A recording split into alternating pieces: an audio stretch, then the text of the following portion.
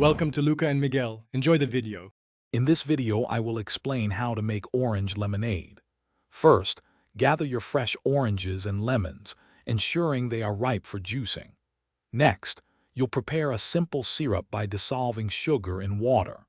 Finally, combine these elements with additional water to create a perfectly balanced and refreshing beverage. Remember to adjust the sweetness and tartness to your personal preference for the best flavor. To begin, you'll need approximately 6 ripe oranges and 4 fresh lemons for their juice.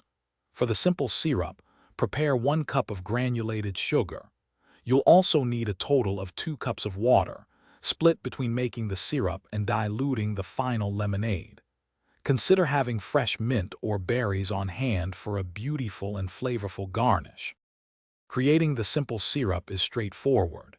In a small saucepan, combine 1 cup of granulated sugar with 1 cup of water.